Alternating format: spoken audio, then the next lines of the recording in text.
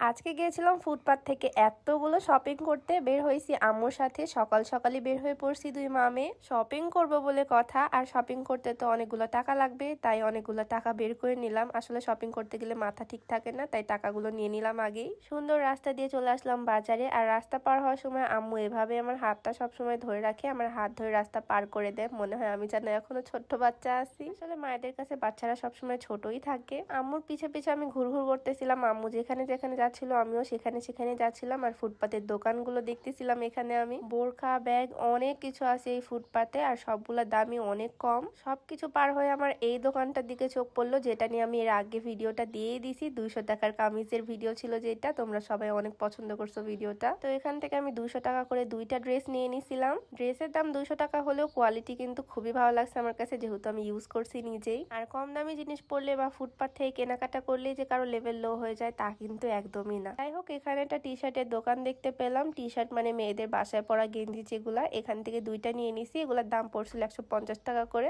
আমি একদম সফট দেখে কাপড় বেছে বেছে নিছি, কারণ সবগুলা তো সফট থাকে না, সফট গুলাই নিছি আমি। এখানে আম্মু 3 পিস দেখতেছিল, বাট আম্মুর খুব একটা পছন্দ হয়নি এগুলো, তাই নিল না পরে। আর সামনে দেখি আরো এরকম দোকান আছে, প্লাজো টাজো ঝুলতেছে, বাট এগুলো পছন্দ হইলো না। এদিকে আরো কিছু ভ্যানের দোকান ছিল, এগুলো থেকে আম্মু একটা গেঞ্জি সেট নিয়ে নিল। এই গেঞ্জি সেট গুলো হচ্ছে গেঞ্জি আর প্লাজো একদম ম্যাচিং কাপড়ের। এগুলোর দাম মেবি 350 করে ছিল। এখানে একটা শুজ এর দোকান ছিল, আর তোমরা সবাই জানো আমি কি পরিমাণে শু লাভার, কিন্তু আমার মনে হয় জুতা জিনিসটা ফুটপাত থেকে না নেওয়াই বেটার, কারণ এখানে বেশিরভাগই এক্সপায়ার হওয়া জুতাগুলো বিক্রি করে আমার মনে হয় আর কি। যদিও দেখতে অনেক সুন্দর ছিল, আম্মু এটা পরছিল, আম্মুর পায়ে অনেক মানা ছিল। দেন এখান থেকে আমিও এটা ট্রাই করলাম, যেহেতু ব্ল্যাক কালার অনেক ভালো লাগে তাই ব্ল্যাকই ট্রাই করতেছিলাম। এইটাও আমার পায়ে বেশ ভালোই মানা ছিল, কিন্তু ওই যে শু জিনিসটা আমি ফুটপাত থেকে একদমই কিনবো না, তাই চলে গেলাম উত্তরা সুপার মার্কেটে।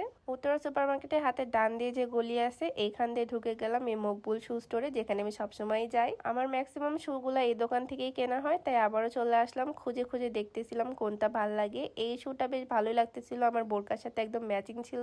পরে এই ব্লুটা আমার কাছে অনেক ভালো লাগে, কালারটা অনেক সুন্দর ফুটতেছিল, আর আমার পায়েও বেশ ভালোই মানাইছে এই ব্লু কালারটা। এর মধ্যে আমি অনেক শু ট্রাই করে ফেলছি, আর বেশ কয়েকটা আমার পছন্দ হয়ে যায়। এই ব্ল্যাকটাও আমি নিয়ে নিছি, এইটাও আমার কাছে বেশ ভালো লাগছে। আর এই ব্লুটা তো ফাইনাল অলরেডি করিয়ে রাখছি। আম্মু এখানে ট্রাই করতেছিল, যেহেতু শীত আসতেছে এখন আম্মু এই ধরনের জুতা টুতাই পরে। পরে আম্মুর এই পিঙ্ক কালার এটা পছন্দ হয়ে যায়। আমরা দুই মা মেয়ে এরকম পা দিয়ে মারামারি করতেছিলাম। তো অনেকক্ষণ ধরে শুজ দেখে দেখে বেছে বেছে অনেকগুলাই নিয়ে নিলাম, আর তারপর আঙ্কেল সবগুলো প্যাক করে দিয়েছিল। প্রায় অনেকগুলাই নিছি আমি। জুতা কিনতে আসলে এমনই হয়, একসাথে অনেকগুলা কিনে ফেলি। তারপর চলে গেলাম ব্যাগের দোকানে আব্বুর জন্য একটা ব্যাগ কিনতে। আব্বু এই ধরনের সাইড ব্যাগই নেয় সবসময়।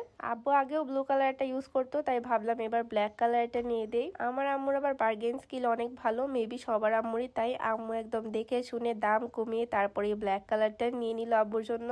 তারপরে মা মেয়ে গেলাম রেস্টুরেন্টে কিছু খাওয়া দাওয়া করতে। বাহিরে বের হয়ে কিছু না খেলে একদম অপূর্ণ লাগে, তাই ভিতরে চলে গেলাম। আর তারপর ছোট্ট একটা পিৎজা অর্ডার করলাম, একটা লাচ্ছি আম্মুর জন্য, আর আমার জন্য নিয়েছিলাম পাস্তাটা আমার অনেক ভালো লাগে। তো খাওয়া দাওয়া শেষ করে বের হয়ে পড়লাম, আর অলরেডি আমাদের সব কাজই শেষ, শপিং ডান। সবচেয়ে বেশি জুতাই কেনা হয়েছে। তোমরা যদি চাও আমি নেক্সটে ফুটপাত নিয়ে আরেকটা ভিডিও দিতে পারি, আমার কোনো প্রবলেম নাই, কারণ শোরুম থেকে শপিং করলে যে বড় লোকস আমি, আর ফুটপাত থেকে করলে গরিব এমন কিছুই না। এগুলো সব মেন্টালিটির উপর ডিপেন্ড করে। তো যাই হোক, আজকের ভিডিও ছিল এই পর্যন্তই। সবাই ভালো থাকো, সুস্থ থাকো, আল্লাহ হাফিজ।